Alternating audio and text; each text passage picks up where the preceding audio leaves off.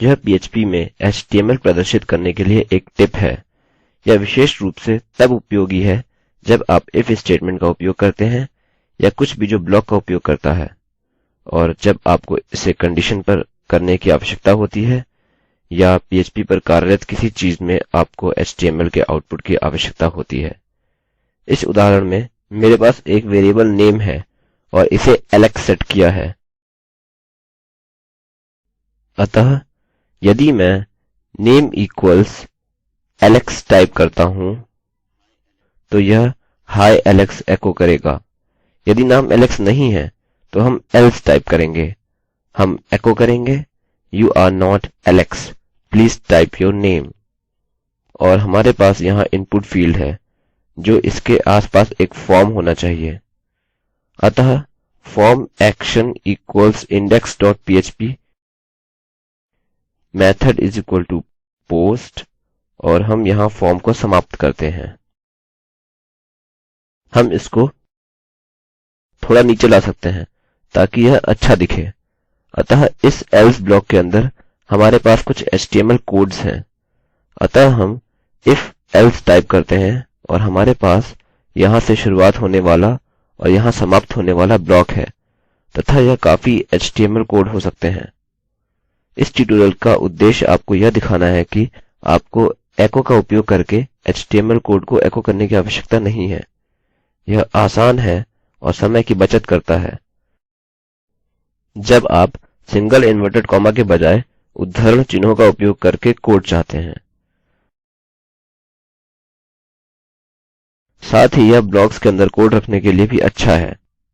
मानिए कि यह ब्लॉक तथा आप क्या टाइप कर रहे हैं उसके बारे में चिंता किए बिना। अतः यदि आप उद्धरण चिन्ह का उपयोग करते हैं यह / अक्षर का बचाव करेगा।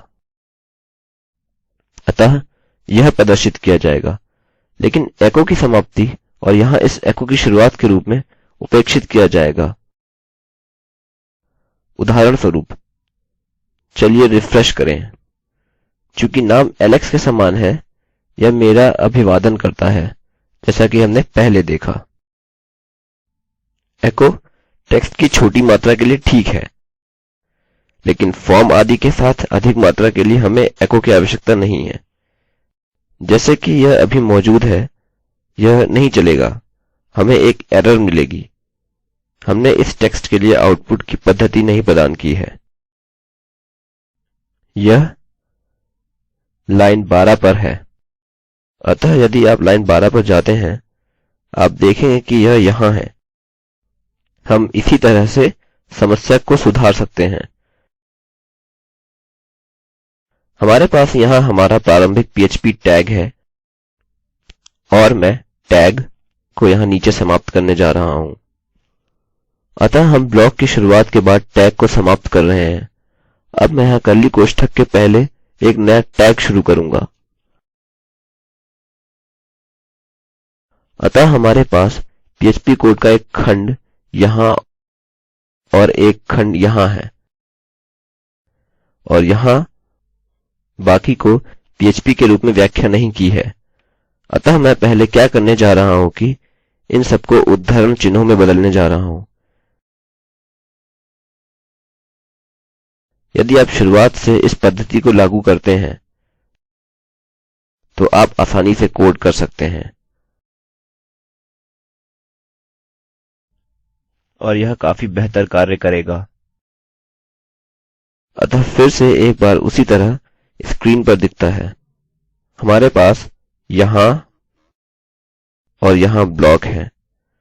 यह ऐसा प्रतीत हो सकता है मानो PHP यहाँ समाप्त होगा, लेकिन हमने यहाँ अंदर इस क्षेत्र में ब्लॉक समाप्त नहीं किया।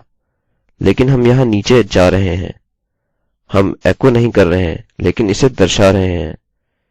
यह विशेष रूप से else ब्लॉक के लिए लागू होता है।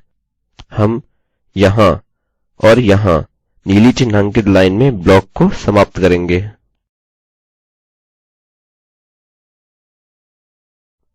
अतः फिर से हमें पहले Hi Alex मिलता है। अब यदि हम नाम बदलते हैं तो काइल लिखें, रिफ्रेश करें आप देखेंगे कि HTML ठीक से प्रदर्शित किया गया है। लेकिन यह PHP का उपयोग करके एको नहीं किया गया है। यह उपयोग के लिए अच्छी पद्धति है जब आप HTML को अच्छे से प्रदर्शित और आसानी से पुनः पठन करना चाहते हैं। आशा है कि यह ट्यूटोरियल मददगार रहा होगा। यह स्क्रिप्ट देवेंद्र कैरवान द्वारा अनुवादित है। मैं रवि कुमार IIT बॉम्बे की ओर से अब आपसे विदा लेता हूँ। धन्यवाद।